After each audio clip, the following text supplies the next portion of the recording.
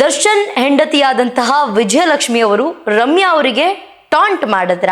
ದರ್ಶನ್ ಅಭಿಮಾನಿಗಳನ್ನೆಲ್ಲ ಇಟ್ಕೊಂಡು ಅವರಿಗೊಂದು ಸರ್ಟಿಫಿಕೇಟ್ ಅನ್ನ ವಿಜಯಲಕ್ಷ್ಮಿ ಅವರು ಕೊಟ್ಟಿದ್ದಾರೆ. ವಿಜಯಲಕ್ಷ್ಮಿ ವರ್ಸಸ್ ರಮ್ಯಾ ಅಂತಾನೆ ಹೇಳಬಹುದು. ಅದನ್ನ ದರ್ಶನ್ ಅಭಿಮಾನಿಗಳು ಒಂದಷ್ಟು ಜನ ಅನಕ್ಷರಸ್ಥರು, ಎಜುಕೇಟೆಡ್ ಇಲ್ಲದೆ ಇರೋರು, ಎಜುಕೇಟೆಡ್ ಅಲ್ಲ ಅವರು ಅಂತ ಹೇಳ್ಬಿಟ್ಟು ಒಂದಷ್ಟು ವಿಚಾರಗಳನ್ನ ಶೇರ್ ಮಾಡ್ಕೊಂಡಿರ್ತಾರೆ.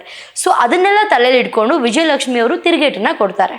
ದರ್ಶನ್ ಅಭಿಮಾನಿಗಳೆಲ್ಲರೂ ಕೂಡ ಎಜುಕೇಟೆಡ್ಸೇ, ಅವ್ರು ಎಷ್ಟು ಹೆಣ್ಮಕ್ಳಿಗೆ ಹೆಂಗೆ ಗೌರವ ಕೊಡಬೇಕು, ಯಾವ ಲೆವೆಲಿಗೆ ಅವ್ರನ್ನ ನೋಡ್ಕೊಳ್ಬೇಕು ಅನ್ನೋದು ದರ್ಶನ್ ಅಭಿಮಾನಿಗಳಿಗೆ ಎಲ್ರಿಗೂ ಗೊತ್ತು ಅಂತ ಹೇಳ್ಬಿಟ್ಟು ಹೇಳಿದ್ದಾರೆ. ಅಭಿಮಾನ, ಪ್ರೀತಿ, ಗೌರವ ಇರಲಿ, ಅವ್ರ ಮೇಲೆ ಮಾತ್ರ ಅಲ್ಲ, ಕನ್ನಡ ಇಂಡಸ್ಟ್ರಿಲಿ ಎಲ್ಲರ ಮೇಲೂ ಕೂಡ ಇರಲಿ. ಬಟ್ ಈ ಥರ ಎಲ್ಲ ಸ್ಟೇಟ್ಮೆಂಟ್ ಎಷ್ಟು ರಾಂಗ್. ಅದ್ರ ಜೊತೆಗೆ ಇನ್ನೊಬ್ರು ಯಾರೋ ಸ್ಟೇಟ್ಮೆಂಟ್ ಕೊಟ್ಟಿದ್ದಾರೆ, ನಾವು ಇಷ್ಟು ದಿನ ಚಾಮುಂಡೇಶ್ವರಿನ ನೋಡೋದಕ್ಕೆ ಮೈಸೂರಿಗೆ ಹೋಗ್ತಿದ್ವಿ, ಇನ್ಮೇಲೆ ನಾವು RR ನಗರಿಗೆ ಹೋಗ್ತೀವಿ ಅಂತ ವಿಜಯಲಕ್ಷ್ಮಿ ಅವ್ರನ್ನ ನೋಡೋದಕ್ಕೆ. ಚಾಮುಂಡೇಶ್ವರಿ ತಾಯಿಯಲ್ಲಿ ಒಂದು ಕಾಮನ್ ಪೀಪಲಲ್ಲಿ. ಹಾಯ್ ಎಲ್ಲರಿಗೂ ನಮಸ್ಕಾರ, ನೀವು ನೋಡ್ತಿದ್ದೀರಾ ಸ್ಪೀಡ್ ಪ್ಲಸ್ ಕರ್ನಾಟಕ. ನಾನು ಪ್ರಿಯಾ ಸೋಮೇಶ್.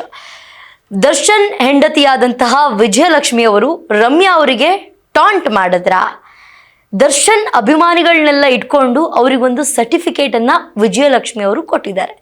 ತಮ್ಮೆಲ್ಲರಿಗೂ ಗೊತ್ತಿರೋ ಹಾಗೆ ವಿಜಯಲಕ್ಷ್ಮಿ ಅವರು ಡೆವಿಲ್ ಸಿನಿಮಾದ ಓಡಾಟದಲ್ಲಿದ್ದಾರೆ. ಫಸ್ಟ್ ಡೇ ಫಸ್ಟ್ ಶೋ ವಿಜಯಲಕ್ಷ್ಮಿಯವರಾಗಿರಬಹುದು, ಅವ್ರ ಮಗ ಆಗಿರಬಹುದು ರಚನಾ ರೈ, ಅಂದರೆ ಡೆವಿಲ್ ಸಿನಿಮಾದ ನಾಯಕಿ ಆಗಿರುವಂತಹ ರಚನಾ ರೈ ಅವರು ಎಲ್ಲರೂ ಕುತ್ಕೊಂಡು ಸಿನಿಮಾವನ್ನ ನೋಡ್ತಾರೆ, ಅದ್ರ ಬಗ್ಗೆ ಒಪಿನಿಯನ್ ಅನ್ನ ಶೇರ್ ಮಾಡ್ಕೊಳ್ತಾರೆ. ಅದ್ರ ಜೊತೆಗೆ ರಚನಾ ರೈ ಅವರು ವಿಜಯಲಕ್ಷ್ಮಿ ಅವ್ರ ಜೊತೆಗೆ ಒಂದು ಸಂದರ್ಶನವನ್ನ ಮಾಡ್ತಾರೆ. ಆ ಸಂದರ್ಶನದಲ್ಲಿ ರಮ್ಯಾ ಅವರಿಗೆ ಟಾಂಟ್ ಅನ್ನು ಕೂಡ ಮಾಡ್ತಾರೆ. ವಿಜಯಲಕ್ಷ್ಮಿ ವರ್ಸಸ್ ರಮ್ಯಾ ಅಂತಾನೆ ಹೇಳಬಹುದು. ಅದನ್ನ ಯಾಕೆ ಅಂತಂದ್ರೆ, ತಮ್ಮೆಲ್ಲರಿಗೂ ಗೊತ್ತಿರೋ ಹಾಗೆ ರಮ್ಯಾ ಅವರಿಗೆ ಒಂದಷ್ಟು ಜನ ದರ್ಶನ್ ಅಭಿಮಾನಿಗಳಂತ ಫೇಕ್ ಅಕೌಂಟ್ ಇಟ್ಕೊಂಡು ಅಥವಾ ಏನೋ ಒಂದು ಇಟ್ಕೊಂಡು ರಮ್ಯಾ ಅವರಿಗೆ ಕೆಟ್ಟದಾಗಿ ಮೆಸೇಜ್ ಮಾಡೋದಾಗಿರಬಹುದು, ಕಮೆಂಟ್ ಮಾಡೋದಾಗಿರಬಹುದು, ಒಂದಷ್ಟು ಮಾಡಿದ್ದಾರೆ. ಒಂದು 4-5 ಜನ ಮೇಲೆ FIR ಕೂಡ ಫೈಲ್ ಮಾಡಿ ಅರೆಸ್ಟನ್ನ ಕೂಡ ಮಾಡಿಸಿದ್ರು. ಇದಿಷ್ಟು ನಡೆದಂತಹ ಘಟನೆಗಳು ತಮ್ಮೆಲ್ಲರಿಗೂ ಗೊತ್ತಾ ಇದೆ. ಅವಾಗ ಒಂದು ಮಾತನ್ನ ಕೂಡ ಹೇಳಿರ್ತಾರೆ, ದರ್ಶನ್ ಅಭಿಮಾನಿಗಳು ಒಂದಷ್ಟು ಜನ ಅನಕ್ಷರಸ್ಥರು, ಎಜುಕೇಟೆಡ್ ಇಲ್ಲದೆ ಇರೋರು, ಎಜುಕೇಟೆಡ್ ಅಲ್ಲ ಅವರು ಅಂತ ಹೇಳ್ಬಿಟ್ಟು ಒಂದಷ್ಟು ವಿಚಾರಗಳನ್ನ ಶೇರ್ ಮಾಡ್ಕೊಂಡಿರ್ತಾರೆ. ಸೊ ಅದನ್ನೆಲ್ಲ ತಲೆಯಲ್ಲಿ ಇಟ್ಕೊಂಡು ವಿಜಯಲಕ್ಷ್ಮಿ ಅವರು ತಿರುಗೇಟನ್ನ ಕೊಡ್ತಾರೆ. ಏನಂತ, ದರ್ಶನ್ ಅಭಿಮಾನಿಗಳು ಯಾವ ರೀತಿಯಾಗಿ ಹೆಣ್ಮಕ್ಳಿಗೆ ರೆಸ್ಪೆಕ್ಟ್ ಮಾಡಬೇಕು, ಯಾವ ರೀತಿಯಾಗಿ ಗೌರವವನ್ನು ಕೊಡಬೇಕು, ಯಾವ ರೀತಿಯಾಗಿ ಹೆಣ್ಮಕ್ಳನ್ನ ನೋಡ್ಕೊಳ್ಬೇಕು ಅನ್ನೋದು ದರ್ಶನ್ ಅವರ ನಿಜವಾದ ಅಭಿಮಾನಿಗಳಿಗೆ ಎಲ್ಲರಿಗೂ ಈ ವಿಚಾರ ಗೊತ್ತಿರುವಂಥದ್ದು. ನಾನು ಫಸ್ಟ್ ಡೇ ಫಸ್ಟ್ ಶೋ ಥಿಯೇಟರಿಗೆ ಹೋದಾಗ ನನ್ನನ್ನು ಯಾವ ರೀತಿಯಾಗಿ ನಡೆಸ್ಕೊಂಡ್ರು, ಯಾವ ರೀತಿಯಾಗಿ ನನ್ನನ್ನು ಕೂರೋದಕ್ಕಾಗಿರ್ಬಹುದು, ತಳ್ಳಾಡೋದಾಗಿರ್ಬಹುದು, ನೂಕಾಟ ಆಗಿರ್ಬಹುದು, ಇದು ಯಾವುದನ್ನು ಕೂಡ ಮಾಡಿರಲಿಲ್ಲ. ನಾರ್ಮಲ್ ಆಗಿ ದರ್ಶನ್ ಅವ್ರು ಯಾವುದೇ ಒಂದು ಶೋಗೆ ಫಸ್ಟ್ ಡೇ ಫಸ್ಟ್ ಶೋ ಅಂತ ಹೋದರೆ ಅಲ್ಲಿರುವಂತಹ ಒಂದಷ್ಟು ಜನ ದರ್ಶನ್ ಅವ್ರನ್ನ ಎಳ್ದಾಡಿ ಅಥವಾ ಕೈಗಾಯ ಆಗಿರುವಂಥದ್ದು, ಬಟ್ಟೆ ಕಿತ್ತಿರು, ಇದೆಲ್ಲ ಒಂದಷ್ಟು ನಾನು ಕೇಳಿದ್ದೀನಿ. ಬಟ್ ನಾನು ಫಸ್ಟ್ ಡೇ ಫಸ್ಟ್ ಶೋ ಹೋಗ್ಬೇಕಂದಾಗ ನಾನು ಯೋಚನೆ ಮಾಡಿದೆ, ಹೋಗ್ಲಾ ಬೇಡವಾ ಅಂತ ಹೇಳ್ಬಿಟ್ಟು. ಬಟ್ ಅಲ್ಲಿರೋರು ಎಷ್ಟು ಚೆನ್ನಾಗಿ ನಮ್ಮನ್ನ ಗೌರವದಿಂದ ಎಷ್ಟು ನೀಟಾಗಿ ನೋಡ್ಕೊಂಡ್ರು ಅಂತ ತಿರುಗೇಟನ್ನ ಕೊಡೋ ಭರದಲ್ಲಿ ಒಂದು ಮಾತನ್ನ ಹೇಳ್ತಾರೆ. ದರ್ಶನ್ ಅಭಿಮಾನಿಗಳೆಲ್ಲರೂ ಕೂಡ ಎಜುಕೇಟೆಡ್ಸೇ, ಅವ್ರು ಎಷ್ಟು ಹೆಣ್ಮಕ್ಳಿಗೆ ಹೆಂಗೆ ಗೌರವ ಕೊಡಬೇಕು, ಯಾವ ಲೆವೆಲಿಗೆ ಅವ್ರನ್ನ ನೋಡ್ಕೊಳ್ಬೇಕು ಅನ್ನೋದು ದರ್ಶನ್ ಅಭಿಮಾನಿಗಳಿಗೆ ಎಲ್ರಿಗೂ ಗೊತ್ತು ಅಂತ ಹೇಳ್ಬಿಟ್ಟು ಹೇಳಿದ್ದಾರೆ. ಬಟ್ ಅದೇ ಒಂದು ರಮ್ಯಾ ಅವ್ರ ಪಾಯಿಂಟ್ ಆಫ್ ವ್ಯೂ ಅಂತ ಬಂದಾಗ ಅವ್ರು ಒಂದು ಕಡೆ ಹೇಳ್ತಾರೆ, ರೇಣುಕಾ ಸ್ವಾಮಿ ಪವಿತ್ರ ಗೌಡಗೆ ಕೆಟ್ಟದಾಗಿ ಮೆಸೇಜ್ ಮಾಡಿದಕ್ಕೆ ತಾನೇ ಇಷ್ಟೆಲ್ಲ ಘಟನೆಗಳಾಗಿತ್ತು.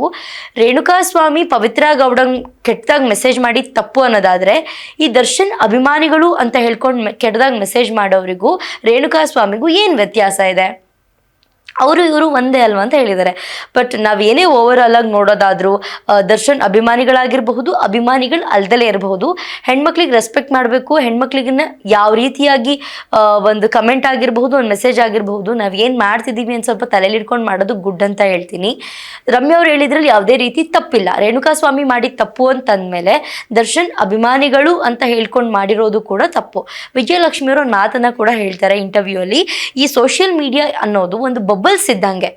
ಸೊ ಯಾರು ಏನು ಬೇಕಾದರೂ ಮಾಡಬಹುದು. ದರ್ಶನ್ ಅಭಿಮಾನಿಗಳೇ ಅಲ್ದಲೇ ಇರೋರು ದರ್ಶನ್ ಅಭಿಮಾನಿ ಅಂತ ಹೇಳ್ಕೊಂಡು ಒಂದಷ್ಟು ಜನ ಕೆಟ್ಟ ಕಮೆಂಟ್ ಮಾಡೋದು ಅಥವಾ ಮೆಸೇಜ್ ಮಾಡೋದು ಮಾಡ್ತಾ ಇರಬಹುದು. ಇವ್ರು ದರ್ಶನ್ ಅಭಿಮಾನಿಗಳೇ ಆಗಿದ್ರೆ ಈ ಒಂದು ಕೆಲಸನ ಮಾಡಲ್ಲ ಅಂತ ಒಂದು ಕಡೆ ಸ್ಟೇಟ್ಮೆಂಟನ್ನು ಕೊಟ್ಟಿದ್ದಾರೆ. ಅದ್ರ ಜೊತೆಗೆ ಫೈನಲ್ ಆಗಿ ವಿಜಯಲಕ್ಷ್ಮಿ ಅವರು ದರ್ಶನ್ ಅವರ ಅಭಿಮಾನಿಗಳನ್ನೆಲ್ಲ ಓವರ್ ಆಲ್ ಆಗಿ ತಲೆಯಲ್ಲಿ ಇಟ್ಕೊಂಡು ಒಂದು ಸರ್ಟಿಫಿಕೇಟ್ ಅನ್ನ ಕೊಟ್ಟಿದ್ದಾರೆ. ಅವರಿಗೆಲ್ಲರೂ ಕೂಡ ತುಂಬಾ ಒಳ್ಳೆಯವರು ಅಂತ ಹೇಳ್ಬಿಟ್ಟು.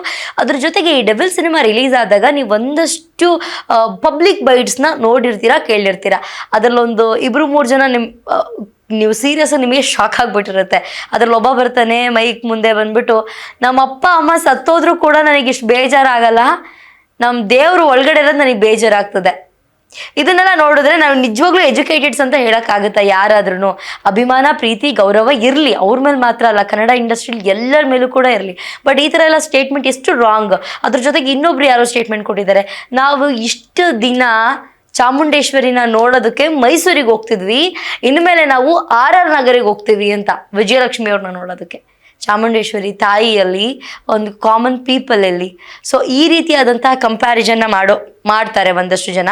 ಸೊ ಇದನ್ನೆಲ್ಲ ತಲೆಯಲ್ಲಿ ಇಟ್ಕೊಂಡು ಯೋಚನೆ ಮಾಡೋದಾದ್ರೆ ಇವ್ರನ್ನ ಎಜುಕೇಟೆಡ್ಸ್ ಅನ್ಬೇಕಾ, ಅನ್ಎಜುಕೇಟೆಡ್ ಅನ್ಬೇಕಾ, ಅಥವಾ ಇವರು ಓವರ್ ಅಭಿಮಾನ ಜಾಸ್ತಿ ಆಗಿದೆ ಅಂತ ಅನ್ಬೇಕಾ, ಏನು ಹೇಳಬೇಕು ಒಂದು ಗೊತ್ತಾಗಲ್ಲ. ಸೊ ಇದನ್ನೆಲ್ಲ ಓವರ್ ಆಲ್ ಆಗಿ ತಲೆಯಲ್ಲಿ ಇಟ್ಕೊಳ್ಳೋದಾದ್ರೆ ರಮ್ಯಾ ಅವ್ರು ಮಾಡಿದ್ರಲ್ಲಿ ಯಾವುದೇ ರೀತಿ ತಪ್ಪಿಲ್ಲ. ಯಾರೇ ಆಗಿರಲಿ, ಈಗ ನಮ್ಮನೆ ಹೆಣ್ಮಕ್ಳು ಯಾರಾದರೂ ಕೆಟ್ಟದಾಗ ಕಮೆಂಟ್ ಮಾಡ್ತಿದ್ದಾರೆ, ಕೆಟ್ಟದಾಗ ಮೆಸೇಜ್ ಮಾಡ್ತಿದ್ದಾರೆ ಅಂದಾಗ ನಾವು ಸುಮ್ಮನೆ ಇರ್ತೀವಾ?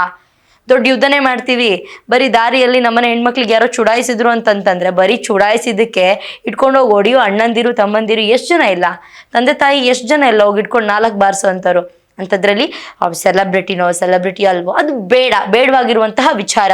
ಅವ್ರು ಏನು ಮಾಡ್ತಾರೋ ಏನು ಬಿಡ್ತಾರೋ ಅವ್ರ ಪರ್ಸ್ನಲ್, ಅವ್ರ ವೈಯಕ್ತಿಕ, ನಮಗೆ ಬೇಡವಾಗಿರುವಂತಹ ವಿಚಾರ. ಯಾರೇ ಆಗಿರಲಿ, ಒಂದು ಗೌರವ ಕೊಡೋದು ಬರೀ ಎದುರುಗಡೆ ಸಿಕ್ಕಿದಾಗ ಅದಲ್ಲ. ಎಷ್ಟೋ ಜನ ಕುತ್ಕೊಂಡು ಕೆಟ್ಟದಾಗ ಕಮೆಂಟ್ ಮಾಡ್ತಾರೆ ಸೆಲೆಬ್ರಿಟೀಸ್ಗೆ, ಮತ್ತೆ ಅವ್ರು ಸಿಕ್ಕಿದ ತಕ್ಷಣ ಮ್ಯಾಮ್ ಒಂದು ಫೋಟೋ ಮ್ಯಾಮ್ ಅಂತ ಒಂದು ಸೆಲ್ಫಿ ತೊಗೊಂಡು ಸ್ಟೇಟಸಲ್ಲಿ ಅವ್ರ ಬಗ್ಗೆ ಒಂದಿಷ್ಟುದ್ದ ಥ್ಯಾಂಕ್ ಯು ಮ್ಯಾಮ್, ಹಂಗೆ ಮ್ಯಾಮ್, ಹಿಂಗೆ ಮ್ಯಾಮ್ ಅಂತ ಹೇಳ್ಬಿಟ್ಟು ಒಂದಿಷ್ಟು ಟೈಪ್ ಮಾಡಿ ಹಾಕ್ತಾರೆ. ಸೊ ಇದೆಲ್ಲ ಅವಶ್ಯಕತೆ ಏನಿದೆ? ಸೊ ನಾವೆಲ್ಲರೂ ಎಜುಕೇಟೆಡ್ಸು, ಅನ್ಎಜುಕೇಟೆಡ್ಸು, ಓದಿ ಇಂಜಿನಿಯರಿಂಗ್ ಮಾಡಿಕೊಂಡು ಡಾಕ್ಟರ್ ಸರ್ಟಿಫಿಕೇಟ್ ತೊಗೊಂಡಿದ್ದ ತಕ್ಷಣ ಎಜುಕೇಟೆಡ್ಸ್ ಆಗಲ್ಲ. ಯಾರಿಗೆ, ಹೆಂಗೆ, ಯಾವಾಗ, ಎಷ್ಟು ಗೌರವ ಕೊಡಬೇಕು, ನಾವು ಎಲ್ಲಿ ಹೆಂಗಿರಬೇಕು ಅನ್ನೋದನ್ನ ಫಸ್ಟ್ ತಿಳ್ಕೊಂಡ್ರೆ ತುಂಬ ಉತ್ತಮ ಅಂತ ಹೇಳ್ತೀನಿ. ರಮ್ಯಾ ಅವ್ರು ಕೊಟ್ಟಿದ್ದ ಸ್ಟೇಟ್ಮೆಂಟ್ ಯಾವುದೇ ಕಾರಣಕ್ಕೂ ರಾಂಗ್ ಅಲ್ಲ ಅಂತ ನನ್ನ ಅಭಿಪ್ರಾಯ. ಒಬ್ಬೊಬ್ರಿಗೆ ಒಂದೊಂದು ಥರ ಅನಿಸುತ್ತೆ. ಅವ್ರಾಗಲೇ ಹೇಳ್ದಂಗೆ ರೇಣುಕಾಸ್ವಾಮಿ ಮಾಡಿದ ತಪ್ಪು ಅನ್ನೋದಾದರೆ ಇವರೆಲ್ಲ ಮಾಡಿದ ತಪ್ಪಾ? ಇವ್ರು ಮಾಡಿದ ತಪ್ಪಲ್ವಾ? ನೀನು ಹಂಗೆ ಮಾಡಿದ್ದಕ್ಕೆ ಹಿಂಗೆ ಮಾಡಿದ್ರು, very wrong statement. So Vijayalakshmi ಅವರು ಹೇಳಿದ್ರಲ್ಲೂ ಏನೂ ತಪ್ಪಿಲ್ಲ. ದರ್ಶನ್ ಅಭಿಮಾನಿಗಳು, ನಿಜವಾದ ಅಭಿಮಾನಿಗಳಾಗಿದ್ದರೆ ಯಾವುದೇ ಕಾರಣಕ್ಕೂ ಅವರು ಇಂಥ ಒಂದು ಕೆಲಸವನ್ನು ಮಾಡಲ್ಲ. ದರ್ಶನ್ ನಿಜವಾದ ಅಭಿಮಾನಿಗಳಿಗೆ ಗೊತ್ತಿದೆ ಯಾವ ರೀತಿಯಾಗಿ ಹೆಣ್ಮಕ್ಳಿಗೆ ರೆಸ್ಪೆಕ್ಟ್ ಮಾಡಬೇಕು ಅಂತ ಹೇಳ್ಬಿಟ್ಟು. ನಾನು ಫಸ್ಟ್ ಶೋ ಸಿನಿಮಾ ನೋಡ್ಕೊಂಡು ಬಂದಮೇಲೆ ನನಗೆ ತುಂಬ ಖುಷಿ ಆಯಿತು. ಯಾವ ಲೆವೆಲಿಗೆ ರೆಸ್ಪೆಕ್ಟ್ ಮಾಡ್ತಾರೆ, ಯಾವ ಲೆವೆಲಿಗೆ ಗೌರವವನ್ನು ಕೊಡ್ತಾರೆ ಅಂತ ಹೇಳ್ಬಿಟ್ಟು ನಾನು ದರ್ಶನ್ ಜೊತೆ ಕೂಡ ಮಾತಾಡಿದೆ. ಇದನ್ನೆಲ್ಲ ಹೇಳಿದೆ, ನಾನು ಇಷ್ಟು ನೀಟಾಗಿ ನೋಡಿಕೊಂಡ್ರು ನಿನ್ನ ಅಭಿಮಾನಿಗಳು, ನಿನ್ನ ಸೆಲೆಬ್ರಿಟೀಸ್ ಅಂತ ಹೇಳಿದೆ ಅಂತ ಹೇಳ್ಬಿಟ್ಟು ಒಂದಷ್ಟು ವಿಚಾರಗಳಾಗಿದೆ. ಫೈನಲ್ ಆಗಿ ಹೇಳೋದಾದರೆ ರಮ್ಯಾ ಅವ್ರು ಕೊಟ್ಟಿದ್ದ ಸ್ಟೇಟ್ಮೆಂಟು ಕೂಡ ರಾಂಗ್ ಅಲ್ಲ, FIR ಮಾಡಿಸಿದ್ರು ರಾಂಗ್ ಅಲ್ಲ, ವಿಜಯಲಕ್ಷ್ಮಿ ಅವ್ರಿಗೆ ಕೊಟ್ಟಿದ್ದ ಸ್ಟೇಟ್ಮೆಂಟು ರಾಂಗ್ ಅಲ್ಲ. ಒಂದಷ್ಟು ಕಿಡಿಗೇಡಿಗಳಂತಲೇ ಇರ್ತಾರೆ.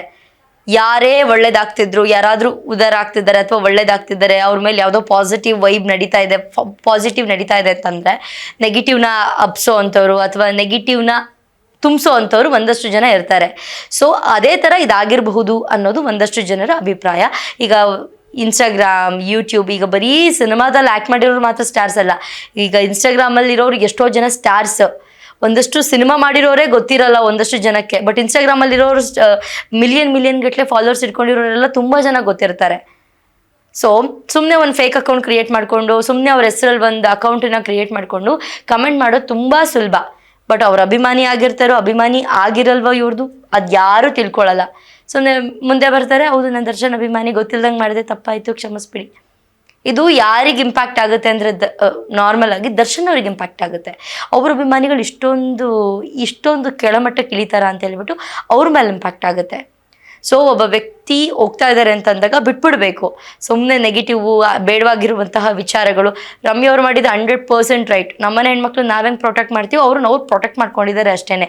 ಆದರೂ ಕೂಡ ನೀವು ಇವಾಗ ರಮ್ಯಾ ಅವ್ರ ಅಕೌಂಟನ್ನು ತೆಗೆದು ನೋಡಿಬೇಕಂದ್ರೆ ಈಗಲೂ ಕೂಡ ಆ ಥರ ಕೆಟ್ಟ ಕಮೆಂಟ್ ಮಾಡೋ, ಆ ಕಮೆಂಟ್ಗಳನ್ನ ಓದೋಕ್ಕೆ ಆಗಲ್ಲ.